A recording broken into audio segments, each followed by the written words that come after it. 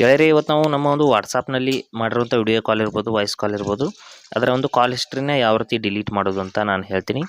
ನಾವು ಮಾಡಿರುವಂಥ video call ಅಥವಾ ವಾಯ್ಸ್ ಕಾಲ್ನ ಒಂದು ಕಾಲ್ ಹಿಸ್ಟ್ರಿನ ಸಂಪೂರ್ಣವಾಗಿ ನಾವು ಡಿಲೀಟ್ ಮಾಡಬಹುದು. ಯಾವ ರೀತಿ ಅಂತ ನಾನು ಸಂಪೂರ್ಣವಾಗಿ ಹೇಳ್ತೀನಿ ನೋಡಿ.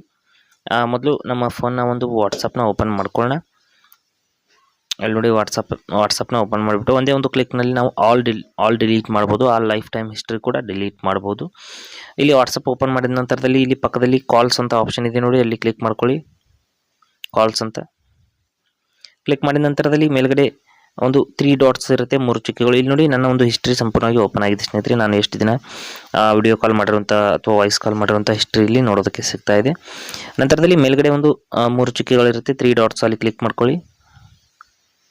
3 ಡಾಟ್ಸ್ ಮೇಲೆ ಕ್ಲಿಕ್ ಮಾಡಿದ ನಂತರದಲ್ಲಿ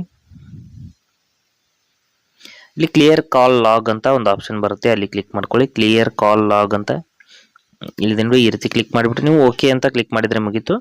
ನಿಮ್ಮ ಒಂದು ವಾಟ್ಸಪ್ನ ಒಂದು ಸಂಪೂರ್ಣ ಅಂತ ವಿಡಿಯೋ ಕಾಲ್ ಅಥವಾ ವಾಯ್ಸ್ ಕಾಲ್ ಹಿಸ್ಟ್ರಿ ಅನ್ನೋದು ಸಂಪೂರ್ಣವಾಗಿ ಕ್ಲಿಯರ್ ಆಗುತ್ತೆ. ಇಲ್ಲಿ ನೋಡಿ, ಒಂದೇ ಒಂದು ಕ್ಲಿಕ್ಕಲ್ಲಿ ಸಂಪೂರ್ಣವಾಗಿ ಇಲ್ಲಿ ಎಂಟಿ ಆಯಿತು. ಈ ರೀತಿ ನಾವು ನಮ್ಮ ಒಂದು ವಾಟ್ಸಪ್ನ ಕಾಲ್ ಹಿಸ್ಟ್ರಿ ಅನ್ನೋದನ್ನ ಕ್ಲಿಯರ್ ಮಾಡ್ಕೋಬಹುದು.